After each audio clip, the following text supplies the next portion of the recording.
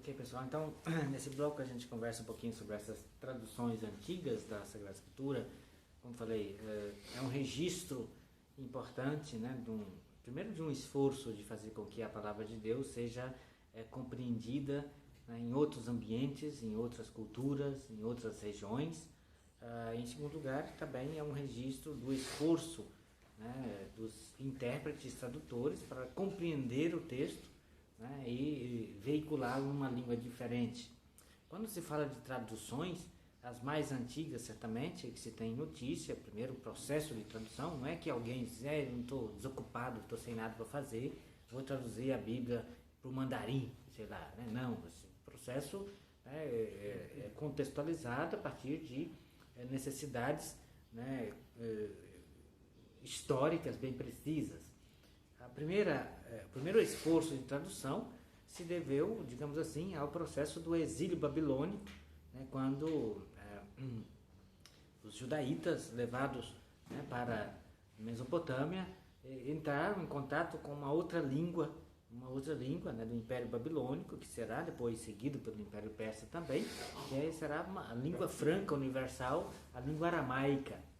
Assim, então, a partir da segunda, terceira geração dos hebreus na Babilônia, né, os jovens nessa nova cultura não falavam mais o hebraico. Então era preciso que se contivesse, digamos, né, a língua,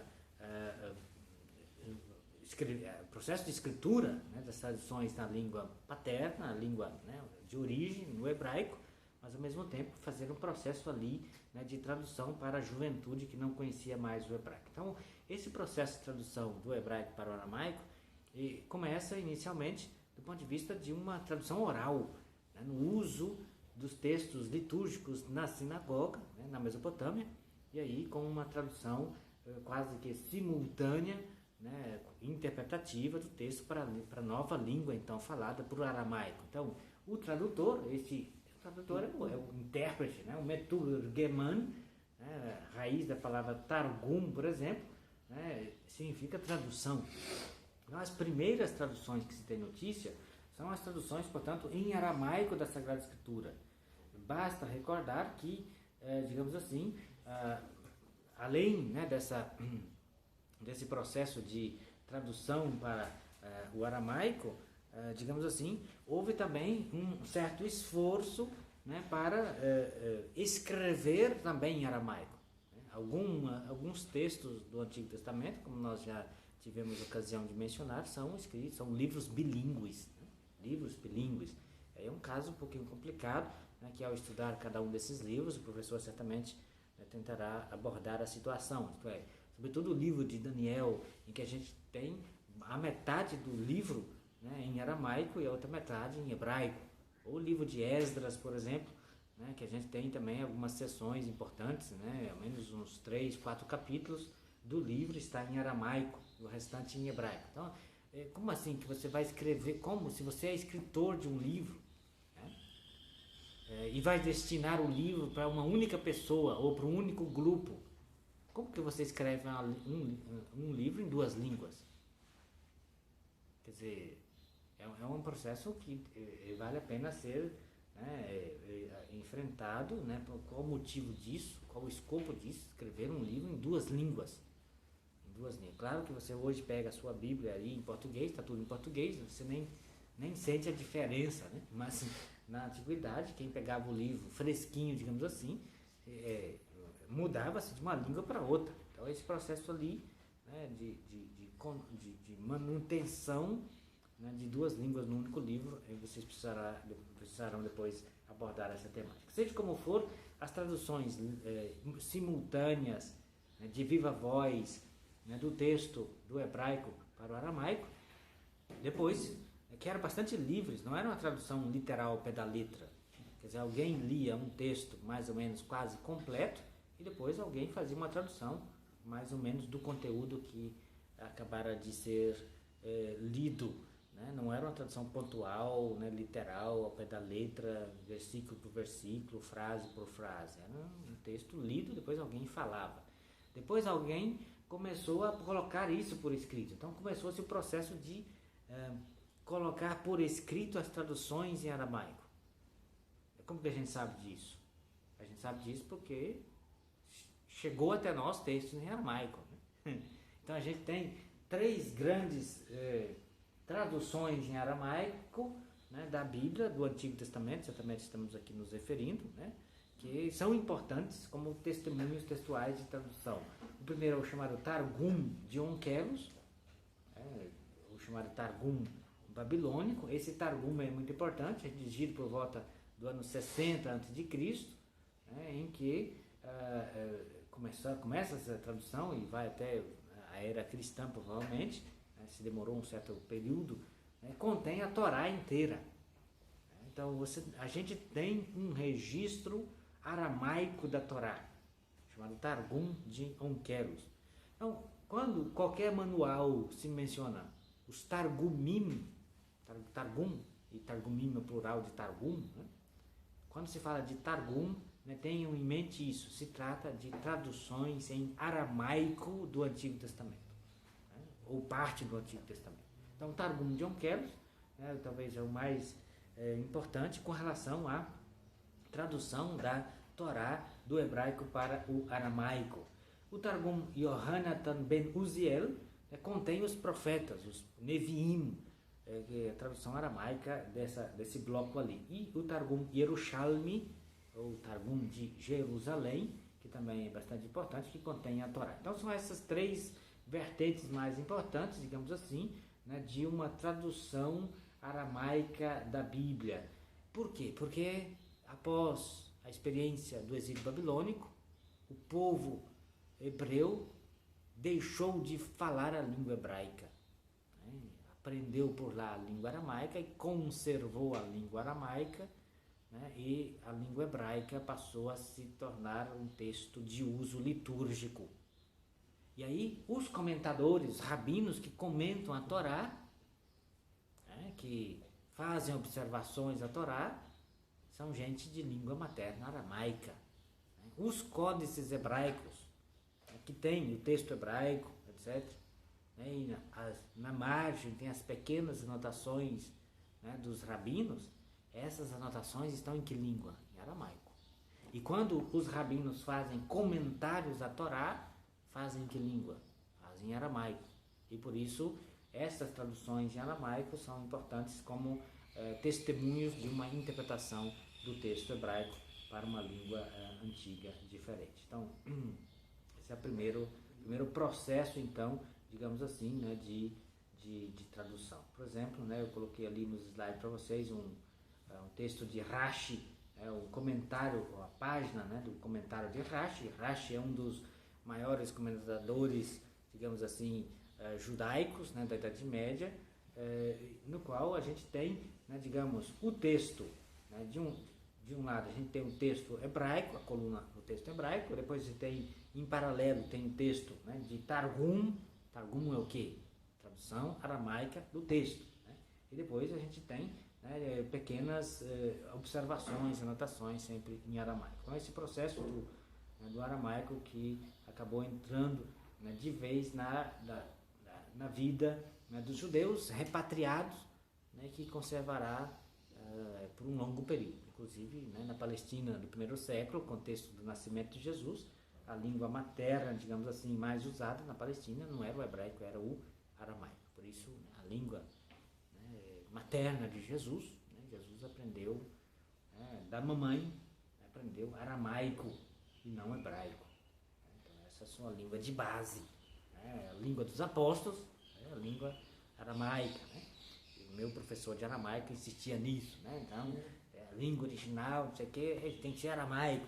Se aprender o Pai Nosso, a primeira coisa é aprender o Pai Nosso em aramaico, porque Jesus rezou que língua? Aramaico, não sei o que. Claro, cada professor tem puxa a sardinha, puxa a brasa para debaixo da própria sardinha. Um pequeno parênteses, o aramaico sobreviveu como língua, não é uma língua morta, é uma língua viva, ainda falada até hoje pelos samaritanos, por exemplo. Embora ele foi conservado também na liturgia cristã, católica, oriental, por exemplo, alguns ritos orientais conserva, por exemplo, né, a missa ainda em aramaico, ou em alguns casos conserva a instituição, o relato da instituição eucarística, né, em aramaico, por exemplo. Né? Então, assim, a conservação disso, né, inclusive em âmbito litúrgico cristão católico, e além de ser uma língua mais ou menos moderna, ainda falada até hoje, né? Não é uma língua só, língua morta, mas isso era, né, digamos assim, o meu professor de aramaico, que é um dos grandes peritos de aramaico, né, do mundo, e que insistia para a gente aprender aramaico, etc. Então, claro que tem o seu valor, né? Talvez depois dos Targumim, que são as traduções aramaicas, né, mais ainda importante para a tradição cristã, que o aramaico é muito importante para a tradição aramaica, para a tradição hebraica, né? Os comentários rabínicos, etc. Né? Para a tradição cristã, mais importante do que o aramaico, talvez seja a tradução grega. Nesse caso, a gente está mencionando aqui a Septuaginta, né? Já falamos um pouquinho sobre ela, quando tratamos sobre a formação do cânon judaico da diáspora, cânon alexandrino. Aqui a gente dá uma olhadinha sobre a questão do processo da tradução. Ninguém sabe como se deu exatamente a tradução desse negócio. Existe uma lenda, né, de 70 ou 72 sábios, né, que foram trazidos da Judéia para Alexandria, no Egito, né, encomendados, né, digamos assim, fretados pela força, pelo avião da FAB, não, avião da FAB, pelo império, digamos assim, né, por este, né, rei, né, da tradição do grupo ptolomaico, Ptolomeu II Filadelfo, né, teria feito trazer, né, esses sábios da Palestina para o Egito para a tradução desse material.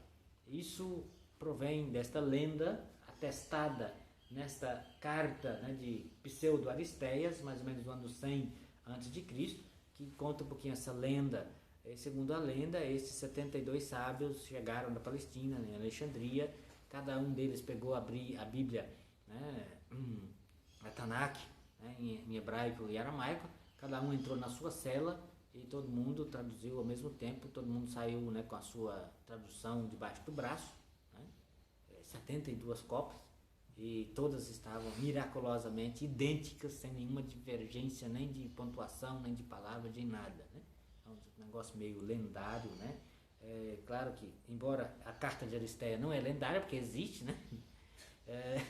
Mas o conteúdo dela, né, digamos assim, historicamente, é pouco provável que isso tenha, de fato, acontecido como diz nesta lenda ali. O que é verídico é que alguém traduziu o negócio, né? Tanto é assim que está nos códices cristãos, o Antigo Testamento, na língua grega. Como eu falei, os códices, né, Codex Vaticanos, Codex Sinaíticos, né, Codex, né, esses grandes códices nunciais, como eu falei, todos eles contêm a Bíblia mais ou menos, porque, né, as partes foram corrompidas, se perderam, mais ou menos de Gênesis ao Apocalipse. Mas o processo de tradução provavelmente começou, né, no século III a.C., provavelmente, digamos assim, por que provavelmente? Bom, como que a gente sabe disso? Porque a gente tem um pequeno fragmento, né, de um papiro oxerrinco, que contém uma parte do livro do Levítico em grego, e é do século III a.C. Então, no século III você tem a atestação de que alguém fez alguma tradução no Egito, né, do livro do Levítico. E por quê? Porque o negócio está em grego, então não existe um processo de tradução, ao menos da Torá, a partir do século III.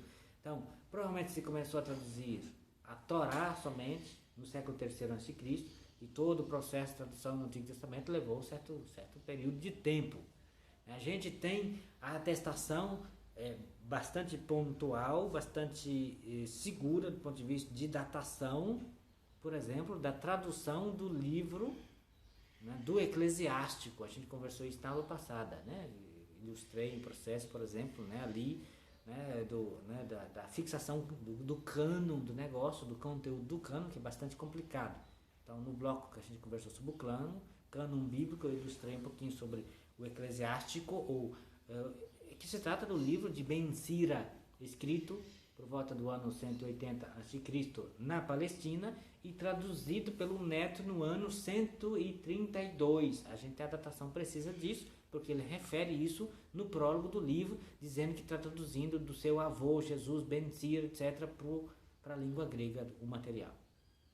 Então a gente tem, digamos assim, vestígios de uma tradução da Torá, ao menos da Torá, a partir do século III a.C., tanto é assim que a gente tem, né, testação de trechos do livro Levítico, e ao mesmo tempo a gente tem, né, o registro da tradução da terceira parte da Bíblia hebraica, isto é, dos Ketuvim, né, a partir do livro do Eclesiástico, traduzido então pelo neto de Jesus, Ben Sira, que traduz, né? Então, seja como for, um processo bastante longo de tradução. O que nos interessa é que essa tradução do Antigo Testamento se tornou muito importante para o cristianismo católico, porque os autores do Novo Testamento,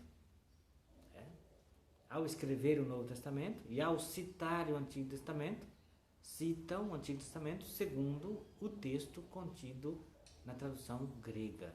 Eles não fazem uma tradução literal, né, ao pé da letra do texto da Tanakh para citar o Antigo Testamento. Quando os autores do Novo Testamento citam o Antigo Testamento, citam na versão grega. Por isso, digamos, é muito importante para o cristianismo católico como, né, o texto grego foi usado pelo Novo Testamento. Em alguns casos, como a gente sabe, o uso do Antigo Testamento na versão grega feita pelos autores do Novo Testamento é fundamental para a argumentação, né, sobre Jesus. Quer dizer, argumento de autoridade sobre Jesus, como citando o Antigo Testamento, só tem sentido se for a partir do texto grego e não do texto hebraico, né? Em outras palavras, não há uma tradução literal. A tradução da Septuaginta é bastante interpretativa. Seja como for, né, a gente tem uma questão um pouquinho complicada, que é difícil de resolver. Na verdade, nunca foi resolvida. Em primeiro lugar, você tem uma atestação massiva do uso do Antigo Testamento na língua grega por parte dos autores do Novo Testamento. E nessa perspectiva, nós cristãos, poderíamos pensar assim: em qual língua o texto é inspirado? Para o cristianismo católico, com relação ao Antigo Testamento, alguém podia dizer texto grego. Por quê? Porque os autores do Novo Testamento, ao citar o Antigo Testamento, citam o Antigo Testamento da Septuaginta e não do texto hebraico. Então, esse poderia ser uma vertente. Outra vertente é aquela que nos provém de São Jerônimo, que ao traduzir o Antigo Testamento, deixou de lado a Septuaginta e se baseou no texto hebraico e se instaurou aquilo que no cristianismo católico é chamado de, nos exegetas católicos, chamado de veritas hebraica. Então há uma prevalência do texto hebraico com relação ao texto grego, né, em termos de conteúdo, em termos de estudo, etc. Isso porque se considera que o texto da Septuaginta, por ser uma tradução do texto hebraico, né, é uma tradução interpretativa, e por isso aquilo que é mais límpido, Deus revelou o negócio mesmo, né, para autores de língua hebraica e aramaica. Então são duas vertentes que nunca foi resolvido, né, porque o magistério da igreja diz, como a gente viu no capítulo sobre o cânon, diz quais são os livros inspirados e dá o nome dos livros, mas nunca se expressou em qual língua seguir. Então você tem essa questão, né, questão aberta, digamos assim. Seja como for, como eu acabei de mencionar para vocês, diversos argumentos dos autores do Novo Testamento a respeito de Jesus, né, argumentos de autoridade citando o Antigo Testamento, só tem sentido se for a partir do texto grego e não do texto hebraico, né? Eu citei aí no material para vocês 2 exemplos, né? O primeiro deles é esse, né, do discurso de Paulo na sinagoga de Antioquia da Psídia, né, na sua primeira viagem missionária. Paulo, né, se estabelece em Antioquia da Síria, mas na sua viagem missionária chega numa sinagoga em Antioquia da Psídia e faz uma memória histórica desde a promessa aos patriarcas até o exato momento, né, do dom do Messias, que é Jesus Cristo, ressuscitado e entronizado à direita de Deus. E ele cita, né, o Salmo 16, versículo 10, né, para dizer, como argumento de autoridade, que Jesus ressuscitou dos mortos. Mas só faz sentido na versão grega do Salmo, né, porque o termo hebraico shahat, né, fossa, né, Deus não deixará o seu justo na fossa, isso vai tirá-lo do buraco, etc. Né, é o socorro de Deus, mas não está referindo especificamente à morte, ao passo que o texto grego, né, traduz shahat, né, com corrupção. Deus não deixará o seu justo conhecer a corrupção, né, de aftorá, é a corrupção, o apodrecimento do corpo. Por isso, Paulo diz que Deus ressuscitou Jesus dos mortos, porque ele é justo, e aí cita como argumento de autoridade o Salmo 16, versículo 10. Só tem força argumentativa se for na versão grega. No texto hebraico, caiu por terra o argumento de Paulo. Outro texto, né, para ilustrar essa questão é o famigerado versículo de Isaías, capítulo 7, versículo 14, que é diferente no texto hebraico e no texto grego. O texto hebraico é o profeta Isaías diante, né, do rei Acaz, né, dizendo, né, eis que uma jovem concebeu e dará à luz um filho, e será dado o nome de Emanuel. Lá o texto hebraico é uma jovem e concebeu no passado, portanto baby daqui 9 meses. Nunca que Isaías estava pensando num oráculo a respeito do Messias ou de Jesus, que vai nascer 8 séculos depois. É do 8º século esse oráculo do proto-Isaías, né? No ano 732 mais ou menos esse oráculo, né? E Jesus nascerá no 1º século da era cristã. A tradução grega mudou o texto, né? Mudou de virgem, de jovem para virgem, eis que uma virgem, e coloca o verbo do que estava no passado, concebeu, joga no futuro, conceberá e dará à luz um filho. E esta vertente grega, né, do texto possibilitou, né, a citação desse oráculo, agora transformado em oráculo messiânico, pelo evangelista Mateus no capítulo 1. Após descrever o nascimento de Jesus, ele cita: isso aconteceu para se cumprir o que foi dito pelo profeta, eis que uma virgem conceberá e dará à luz um filho. Então é um argumento para apresentar a virgindade de Maria e ao mesmo tempo, né, transformando o texto num oráculo messiânico cumprido no nascimento de Jesus. Quer dizer, se fosse o texto hebraico, nunca dava para aplicar a Jesus. Não funciona. Então você tem um processo de tradução, né, do texto hebraico para o texto grego que é interpretativo. Certamente é interpretativo. Os tradutores da Septuaginta pegam aquilo que era basicamente uma anotação histórica, que se eles estão traduzindo no século III a.C., né, eles estão há 4 séculos depois do oráculo de Isaías. Então aquilo que no texto hebraico de Isaías era uma anotação histórica, né, do passado, porque se lá uma jovem já concebeu, depois de 9 meses, baby nasceu, acabou o assunto. Transformam aquilo que seria uma anotação histórica com pequenas divergências, né, pequenas retoques, transformam aquilo que seria uma anotação histórica num oráculo, né, atualizando a palavra de Deus e colocando uma vertente futurística, messiânica. Então veja, são essas mudanças, né, que não são de pouca monta, digamos assim, né, e que não segue o texto hebraico na sua literalidade. Tanto é assim que vários, digamos assim, estudiosos ou leitores do texto da Septuaginta perceberam esse distanciamento do texto grego em relação ao texto hebraico e fizeram um processo de revisão textual. Revisão para quê? Para tornar o texto grego, revisão textual do texto grego, certamente, né? Para torná-lo mais próximo do texto hebraico. Os três famosos revisores, né? Famosos por quê? Porque as revisões deles sobreviveram, né? Outros talvez possam ter existido, mas cupim devorou aquilo que eles fizeram, então, graças a Deus, é um pouco menos coisa para estudar.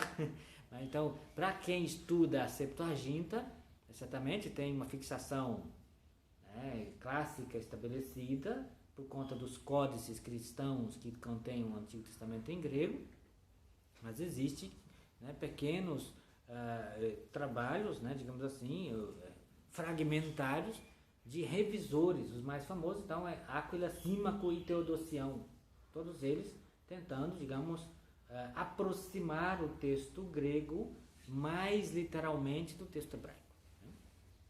Como eu já mencionei para vocês, por exemplo, a questão o relato da criação no capítulo 1 do texto, né, de Gênesis, né, diz: no princípio Deus criou o céu e a terra. O texto grego clássico fala no princípio Deus fez o céu e a terra.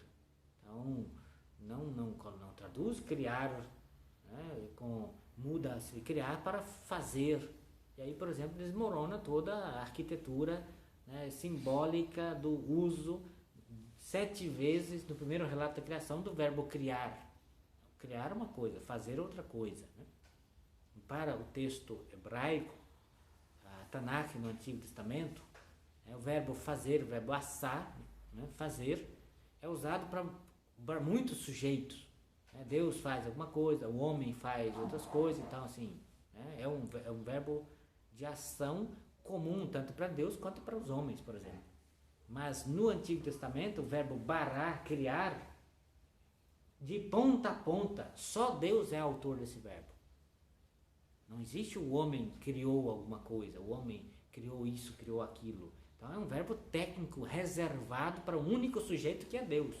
E aí a Septuaginta não segue esse tipo de coisa. Aí os revisores, né, do texto grego fizeram uma aproximação, né, do texto grego da Septuaginta mais literal ao texto hebraico. Áquila, Símaco e Teodosião, por exemplo. Né? Depois da tradução grega, a gente tem as traduções latinas. E aí a gente tem, né, claro, que a mais comum, mais conhecida, mais difundida tradução latina entre os cristãos é a tradução da Vulgata, feita por São Jerônimo. Mas os textos latinos da Bíblia não começaram com São Jerônimo. Quer dizer, a gente tem uma série de padres latinos antes de São Jerônimo, né, que tiveram contato com uma língua, com a Bíblia latina. E esta Bíblia, essas traduções, qualquer tradução latina que precede a tradução de São Jerônimo é chamada de Vetus Latina. Vetus significa antiga, né? Vetus Latina. Isso não significa que no dia em que São Jerônimo levou a Bíblia traduzida para a gráfica, que todo mundo largou de usar a Vetus Latina, ou que a Vetus Latina deixou de ser copiada. Então, manteve-se de alguma forma a Vetus Latina. Então, existe uma série de padres antes de São Jerônimo que conhece o texto latino e que cita o texto latino e que comenta esses textos, né, com a Vetus Latina. O que a gente precisa conservar na cabeça é isso, é que duas coisas. Primeiro, Vetus Latina é anterior à Vulgata de São Jerônimo, e a segunda coisa importante que a gente tem que socar no cérebro é que os tradutores da Vetus Latina traduziram a partir de um texto grego. Então, a gente tem uma grande diferença entre a Vetus Latina de um lado e a Vulgata de São Jerônimo do outro lado, porque São Jerônimo segue para o Antigo Testamento o texto hebraico, ao passo que a Vetus Latina são tradução a partir do texto grego. Então tem essa diferença ali. O processo da tradução de São Jerônimo é bastante complicado, né? São Jerônimo, a pedido do Papa Dámaso, empreendeu um processo de tradução, inicialmente, de revisão das havia diversas traduções latinas, Vetus Latina. Então São Jerônimo foi incumbido, provavelmente, não de traduzir toda a Bíblia, né? Porque nenhum Papa seria louco para pedir uma única pessoa para traduzir a Bíblia inteira. provavelmente pediu para fazer uma revisão dos Evangelhos ou do Novo Testamento, né?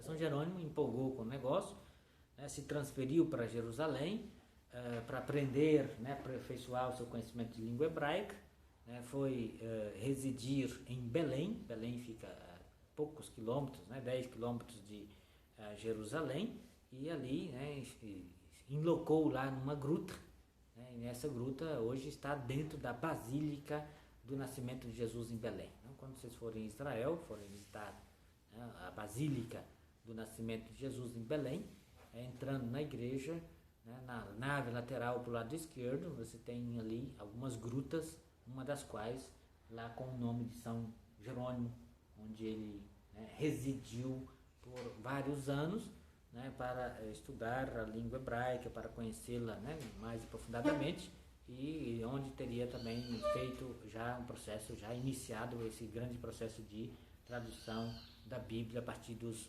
textos em hebraico para o latim. É claro que São Jerônimo não foi para lá sozinho, né? Ele tinha umas matronas italianas, né, que eram suas benfeitoras, e uma dessas matronas acabou indo para lá, né, morando com ele, etc., junto com a filha dela. Então, assim, o povo começou as fofocas, né, acusando São Jerônimo de ser bígame, né, de estar com duas mulheres, não sei mais o que ele tem. Então, assim, sempre tem essas histórias, né?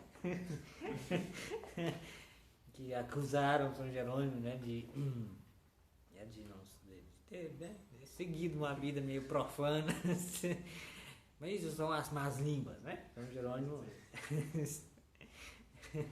longe de mim seguir esses, né, detratores de São Jerônimo. Seja como for, São Jerônimo, né, fez um processo de estudo da língua hebraica que demorou um certo período, né, porque na antiguidade era difícil aprender uma outra língua.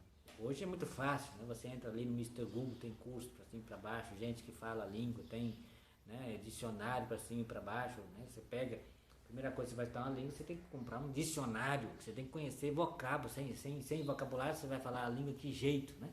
Então, na antiguidade, São Jerônimo não tinha um dicionário de hebraico, latim, não existia. Como que você faz para você aprender uma outra língua? Tem que ir lá e conviver com gente do lugar, né? Então fazer esse processo de mergulho na língua. É claro que depois o negócio se tornou lendário, né?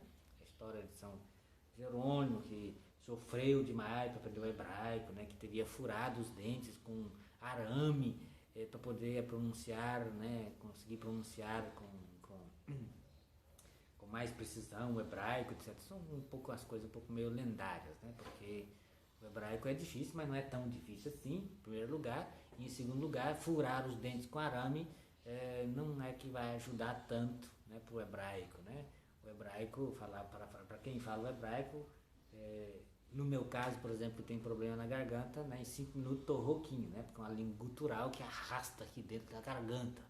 Então aí o negócio, nesse caso, teria que ter furado a garganta, sei lá, né? Não os dentes, não ajuda muito furar dente, então é um negócio um pouco lendário. Seja como for, Jerônimo então faz o processo, né, começa um processo de revisão de traduções, né, já existentes em latim, Vertus Latina, vê que as traduções, ele percebe que as traduções latinas já existentes seguiram o texto grego, e ele decide seguir com relação ao Antigo Testamento os textos na língua hebraica. Então ele faz a tradução do Antigo Testamento a partir de manuscritos em hebraico. E aí se estabelece, como eu falei, né, esta que é chamada de, né, Veritas Hebraica, isto é, a partir de São Jerônimo, né, se dá sempre preferência ao texto hebraico.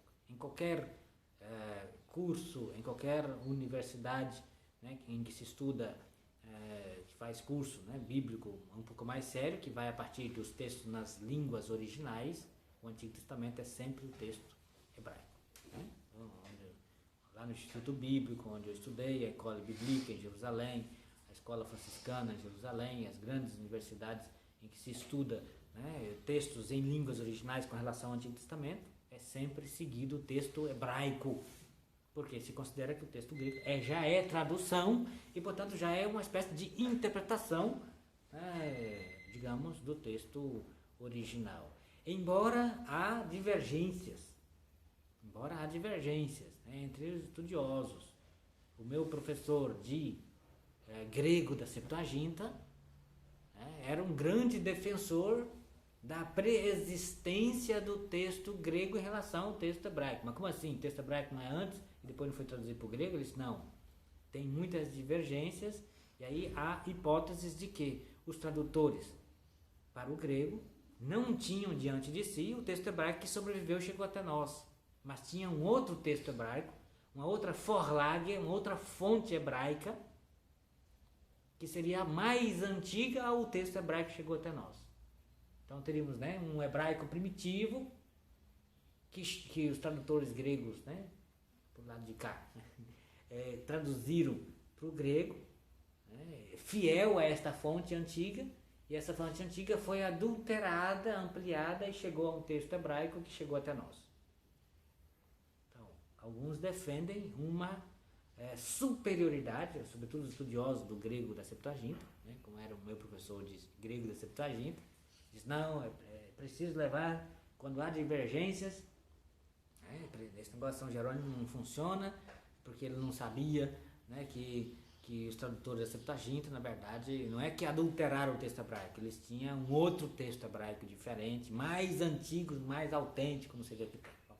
São discussões em âmbito acadêmico que a gente não tem como resolver, seja como for, na tradição cristã, repito, se prevalece ainda a chamada veritas hebraica, exatamente porque depois o texto latino oficial para a liturgia se tornou a Vulgata de São Jerônimo. Essa Vulgata que não é que São Jerônimo traduziu num dia, no outro dia todo mundo aplaudiu e agora vamos adotar ela. Não. Houve muitas críticas, muitas divergências e com o passar do tempo o texto foi se tornando, a partir do século VI, VII depois de Cristo, é que o latim da Vulgata de São Jerônimo se tornou, digamos assim, massivamente utilizada pelo cristianismo católico ocidental latino. E fixou isso. Tanto é assim que a nova Vulgata, que foi editada há poucos anos atrás, a pedido do Papa João Paulo II, a publicação da chamada Neo-Vulgata, é o texto oficial para a liturgia do cristianismo católico, até hoje. Quer dizer, você pega um livro, onde é que está esse texto? De onde que vem? Está em que códice? Já falamos, né, os códices cristãos, 4 grandes códices, mas eles são incompletos, são divergentes entre si. Então, qual é o texto da palavra de Deus que a gente lê na liturgia? A tradição do cristianismo católico tem preferência para a Vulgata de São Jerônimo.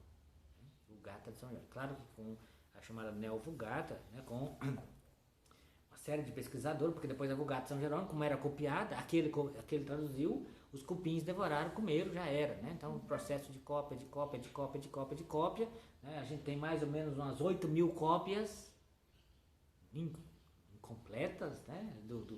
Da Vulgata de São Jerônimo, e se a gente leva em conta os fragmentos, pedaços daqui lá que Cupim devorou com a estudo e sobrou só algumas páginas, passa de 30.000. A questão é que não tem nenhum texto idêntico ao outro, porque todo mundo que traduz e enfia o bedelho no meio, né? Ou muda alguma coisinha, ou não sei o que, ou o copista, né, que era meio surdo, porque ninguém pegava a Bíblia e vai copiando individualmente. Põe um camarada para ler e põe 50 lá na frente escutando e escrevendo. Aí, né, cochila, escreve um versículo, muda uma palavra, não escuta direito. Então, as cópias, né, têm divergência entre elas. Então, pesquisadores da Vulgata fazem mais ou menos, né, uma recensão de todo esse material, colocam, né, digamos, numa mesa, entre aspas, né, e analisa todas as diferenças de todos os versículos e vê, né, por métodos exegéticos da crítica textual, possível, aquele que seria o mais antigo possível, né, para chegar ao mais próximo daquilo que era a tradução de São Jerônimo. Então, seja como for, ainda é o texto de base do cristianismo católico para a liturgia, por assim dizer. Então, esse processo de uso, né, da Vulgata de São Jerônimo se tornou importante, depois também com uma fixação textual, porque depois Gutenberg imprimiu a Bíblia de São Jerônimo, né? A Vulgata de São Jerônimo em latim. Quer dizer, se você é inventor da imprensa, você quer ficar rico, o primeiro livro que você imprime é a Bíblia, né? É o mais famoso. Não só era, mas como é hoje. É o livro mais vendido da face da Terra. É um best-seller que nunca saiu do primeiro lugar. É a Bíblia, né? Quer dizer, é por isso que, né, a gente vai ver depois a questão das traduções modernas, né? Tem Bíblia a perder de vista. Por que as editoras não se cansam de, né, de traduzir Bíblia, de fazer novas traduções para cima e para baixo? Porque sempre vende, né? O negócio vende igual a água. Ok, pessoal, hoje o tempo já está mais ou menos esgotado. Na próxima aula a gente dá uma olhadinha em outras traduções antigas, um pouco menores, né? Como por exemplo as traduções cópita, siríaca, peshita, né? De Atessaron, etc. E a gente depois passará imediatamente, né, para as traduções modernas da Escritura. Obrigado.